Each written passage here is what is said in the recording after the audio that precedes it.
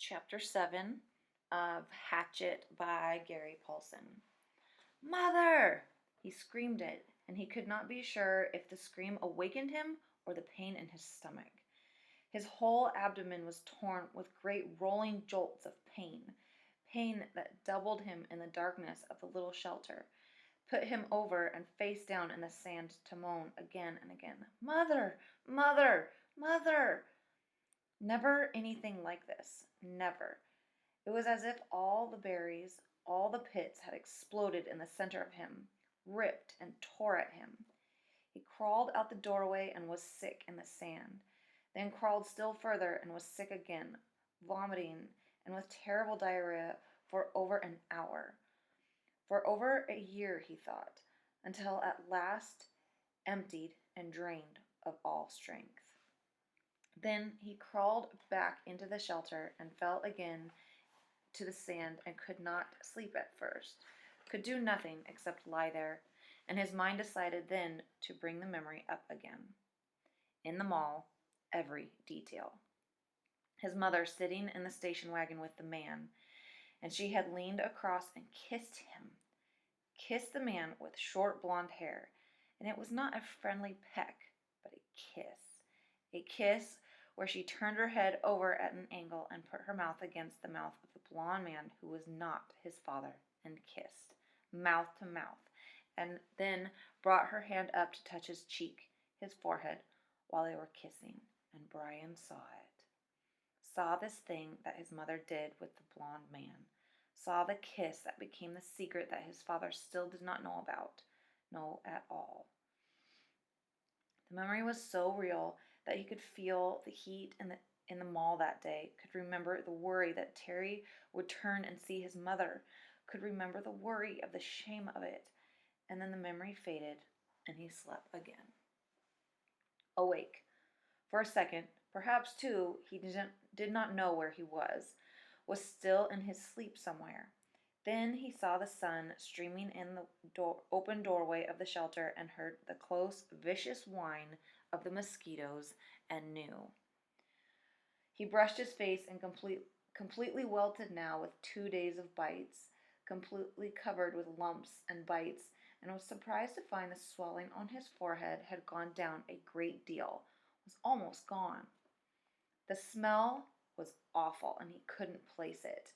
Then he saw the pile of berries at the back of the shelter and remembered the night and being sick. Too many of them, he said out loud. Too many gut cherries. He crawled out of the shelter and found where he'd messed the sand. He used sticks and cleaned it as best he could, covered it with clean sand, and went down to the lake to wash his hands and get a drink. It was very still early, only just past true dawn, and the water was so calm he could see his reflection. It frightened him. The face was cut and bleeding, swollen and lumpy, the hair all matted, and on his forehead a cut had healed but left the hair stuck with blood and scab. His eyes were slits in the bites, and he was, somehow, covered with dirt. He slapped the water with his hand to destroy the mirror. Ugly, he thought. Very, very ugly. And he was, at that moment, almost overcome with self-pity. He was dirty and starving and bitten and hurt and lonely and ugly and afraid and so completely miserable that it was like being in a pit, a dark, deep pit with no way out. He sat back on the bank and fought crying. Then let it come, and cried for perhaps 3-4 minutes. Long tears, self-pity tears, wasted tears. He stood, went back to the water, and took small drinks.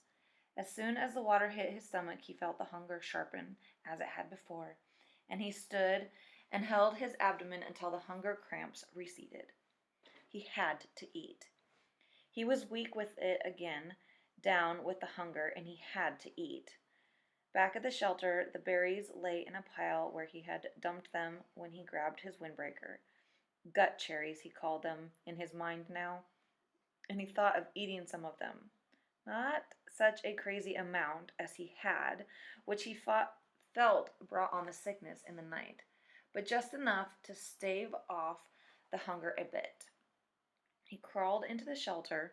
Some flies were on the berries and he brushed them off. He selected only the berries that were solidly ripe, not the light red ones, but the berries that were dark maroon red to black and swollen to ripeness.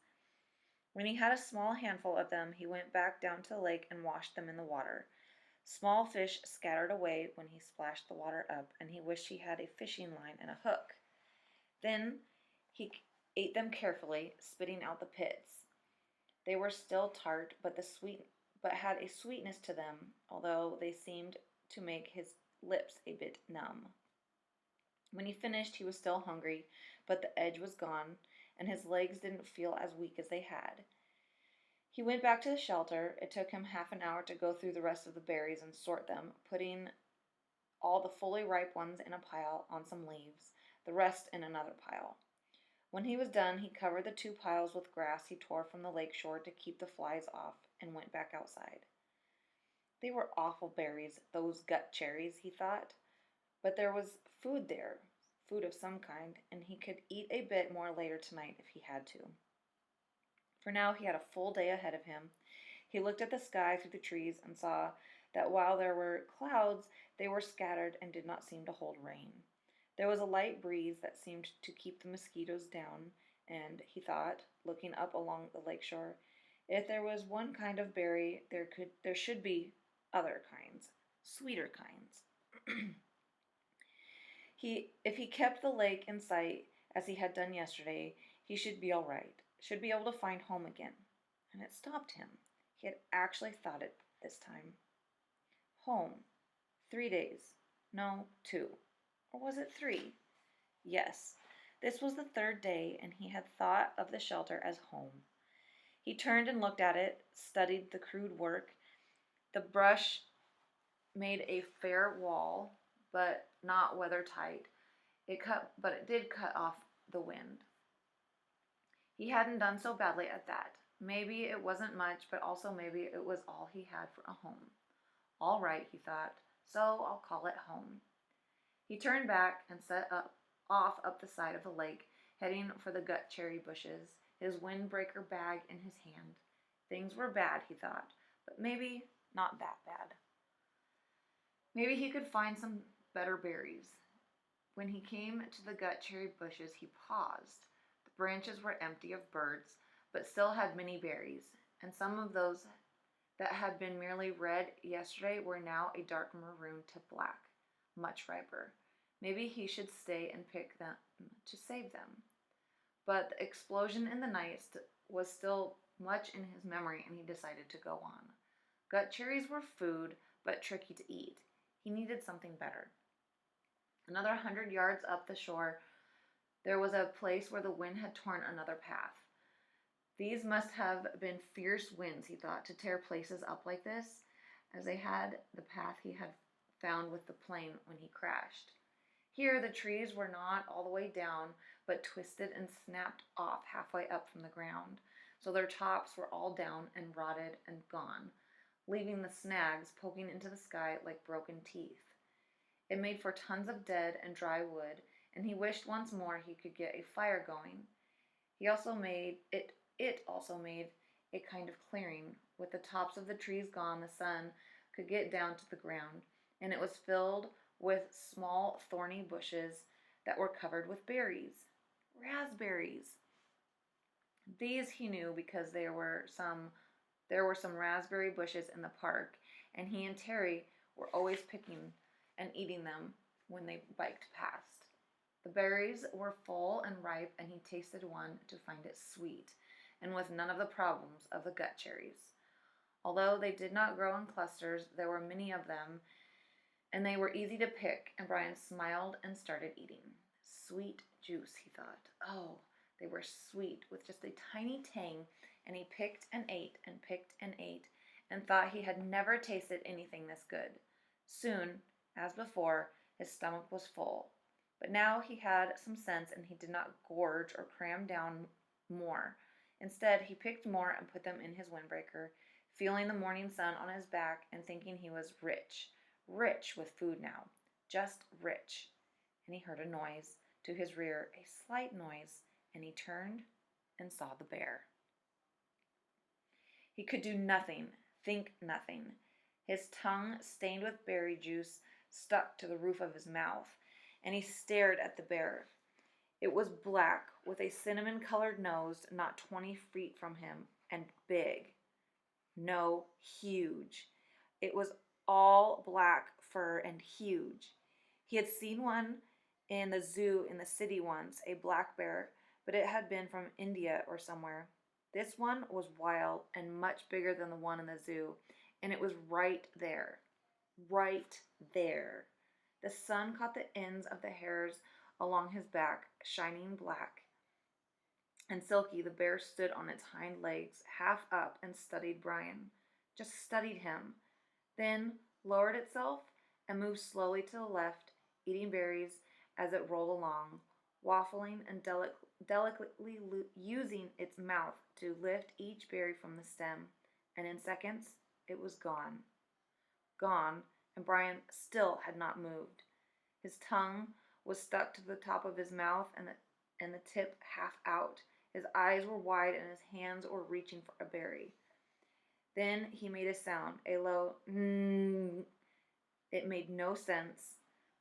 Was just a sound of fear, of disbelief that something that large could have come so close to him without his knowing. It just walked up to him and could have eaten him, and he could have done nothing. Nothing. And when the sound was half done, a thing happened with his legs. A thing he had nothing to do with, and they were running in the opposite direction from the bear, back towards the shelter. He would have run all the way in panic, but after he had gone perhaps 50 yards, his brain took over and slowed and finally stopped him. If the bear wanted you, his brain said, he would have taken you. It was something to understand, he thought, not something to run away from. The bear was eating berries, not people. The bear made no move to hurt you, to threaten you. It stood to see you better, study you, then went on its way eating berries. It was a big bear, but it did not want you, did not want to cause you harm, and it is the thing to understand here. He turned and looked back at the stand of raspberries. The bear was gone. The birds were singing. He saw nothing that could hurt him. There was no danger here that he could sense, could feel. In the city at night, there was sometimes danger. You could not be in the park at night, after dark, because of the danger. But here, the bear had looked at him and had moved on, and this filled his thoughts. The berries were so good. So good. So sweet and rich, and his body was so empty. And the bear had almost indicated that it didn't mind sharing, had just walked from him. The berries were so good. And he thought, finally, if he did not go back and get the berries, he would have to eat the gut cherries again tonight. That convinced him, and he walked slowly back to the raspberry patch and continued picking for the entire morning, although with great caution. And once, when a squirrel rustled some pine needles at the base of the tree, he nearly jumped out of his skin. About noon, the sun was almost straight overhead. The clouds began to thicken and look dark. In moments, it started to rain, and he took what he had picked and trotted back to the shelter.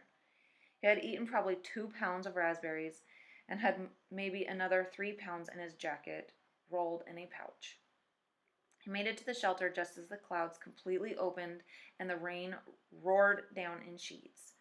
Soon the sand outside was drenched, and there were rivulets running down to the lake. But inside he was dry and snug. He started to put the picked berries back in the sorted pile with the gut cherries, but noticed that the raspberries were seeping through the jacket. They were much softer than the gut cherries and apparently were being crushed a bit with their own weight. When he held the jacket up and looked beneath it, he saw a stream of red liquid. He put a finger in it and found it to be sweet and tangy, like pop without the fizz, and he grinned and lay back on the sand, holding the bag up over his face and letting the seepage drip inside his mouth. Outside, the rain poured down, but Brian lay back, drinking syrup from the berries, dry and with the pain almost gone. The stiffness also gone, his belly full, and a good taste in his mouth. For the first time since the crash, he was not thinking of himself, of his own life. Brian was wondering if the bear was as surprised as he to find another being in the berries. Later in the afternoon, as evening came down, he went to the lake and washed the sticky berry juice from his face and hands, then went back to prepare for the night. While he accepted and understood that the bear did not want to hurt him, it was still much in his thoughts, and as darkness came into the shelter, he took the hatchet out of his belt and put it in his hand, put it by his head, his hand on the handle, as the day caught up with him, and he slept.